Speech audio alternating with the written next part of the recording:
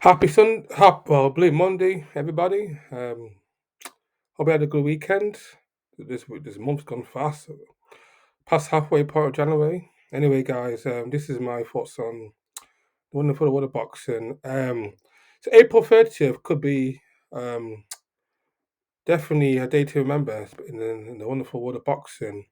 So pretty much it's close or has been confirmed that Katie Taylor will face Amanda Serrano for Undisputed Lightweight Championship April 30th, which, wow, great fight. Definitely 50-50 fight. He would win. If Kate plays smart, I think she can outshot box Amanda. If he gets into walls, I think Amanda maybe wins it or maybe stops it late. One hell of a fight. The biggest fight definitely for boxing. Second, but to me, to be is really still Savannah Marshall and Chris Shaw. That's the female fight to make. But it's a close second is Kate Taylor and Savannah. We're very impressive. If this fight comes on, definitely one of the best fights in a long time. Especially in the biggest fight in female boxing, probably since Lady Ali versus Jackie Hyde, not Jackie Hyde, possibly Jackie Frazier. And they put on, and the fact I'm looking forward to even more. Oscar Valdez versus Shakur Stevenson as well, unification title. Oh, that's gonna be for the 130. Is it 130? Let me see this. Let me just check. Could be what's Oscar Valdez? Let me just check. Super featherweight. So that's 130. Yeah, 130.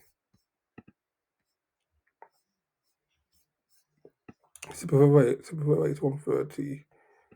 Yeah, 130.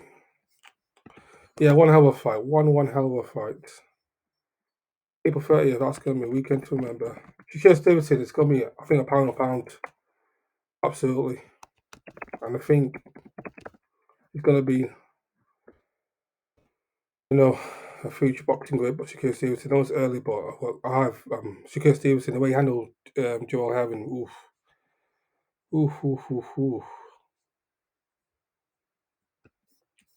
Shakur Stevenson, Joe Joyce, those two fights I'm looking forward to the most. And it's a great fight. Other news, and the Bob Aaron, Terence Crawford, Bob Aaron wasted lawsuit. Um, what do I think of that? Oh, sorry, my camera just stuck. So the Bob Aaron, gets sued by Terence Crawford, or I guess his legal team, racist lawsuit. Do I think Bob Aaron's a racist? I don't think Bob Aaron's a racist. I just think he's ignorant to maybe fighting and black culture. Because Mayweather, Bob hasn't had the best history of black fighters. Yeah, he could have done so much with Mayweather. Mayweather proved him wrong by becoming the biggest pay-per-view star in boxing history. He didn't understand the hip hop market, and Mayweather understood his market, the African American market. But again, Bob Arum hasn't been the best promoters of lately. He hasn't done anything with Josh Taylor. He got him the spirit, but he couldn't get a deal with Sky.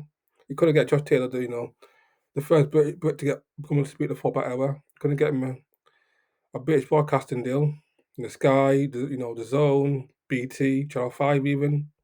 Bob Arum, as glorious as Bob Arum is, as a powerful man in his boxing, 50 years in the game, one of the biggest promoters of all time, one of the greatest promoters of all time, couldn't get Josh Taylor, a British, broadcasting deal. Today he's undisputed fight against, Jose Ramirez. Absolute boxing travesty, absolutely that. He hasn't done anything with Gondo. Tyson Fury, has he? I mean, Tyson Fury could have promoted himself. Tyson Fury doesn't need Bob Arum to become a star in America. He can promote himself. Bob Arum hasn't done anything significant apart from he knows how to get fighting like Lomachenko and Crawford, but doesn't know how to make them superstars. Whereas Eddie knows. Bob Arum, like Frank Warren, they're all dinosaurs. They can find talent, they can develop talent, they can get them to belts, but can't make them mainstream casual stars. Whereas Eddie, no one understands it. Eddie is only one understands the current boxing market, understands the millennial social media market. Barbara doesn't, and definitely Frank doesn't have a clue how that this market, the young ones, the millennials operate nowadays. So hence why the dinosaurs and why Eddie Hearn's winning the boxing promotion awards. But could it will tell us have a chance? Maybe, but we'll have to wait and see. And also, my other thing to talk about is who's going to be AJ's new trainer. So it looks like, according to an interview with Rob McCracken's brother, that AJ's pretty much leaving Rob McCracken's trainer and is splitting both ways. He's also saying that AJ has too many people in his ears, but when you're successful and reach the king of the mountain, you're gonna have a lot of people in your ears, a lot of people from all walks of life, people you don't know, people you do know, people you friends with, people you know, and you're distant friends with. When you become a superstar, everybody wants to be a part of the team. Hopefully, Bob and AJ makes the right decision and chooses someone like Willie Shields, someone with proven heavyweight experience. Because I don't think Robert Garcia is the guy. Robert Garcia is a good trainer, but he does not understand heavyweights. There's a little man training. He's trains lightweights and welterweights. He's not a big man trainer. So I don't think Eddie can beat AJ as of now in the rematch. I just think it's too little time. He hasn't got enough time to understand a new trainer. It takes at least 2, 3, 4 fights to understand a trainer's new instructions and tactics and training patterns for you to adapt to your style. So I don't think AJ is, unless he knocks him out, boxing, a punch from the guards. I don't think AJ can beat Usyk in the rematch now. I have little faith in AJ now beating Usyk in the rematch. Tyson Fury, leaving, but you say the same thing with Tyson Fury leaving. What's his name? Ben Davison, for Sugar Hill. But Tyson Fury is a much better technical fighter than AJ, better fighter overall than AJ, and also, you know, you know, you know, he's got his nephew right now, Manuel Stewart as his trainer. So he's got a guy with heavyweight experience, with a style like Beast Wilder. So it's like two different scenarios. Tyson Fury is a much better fighter, and Wilder's not Usyk. Usyk is an elite fighter, Hall of Fame fighter.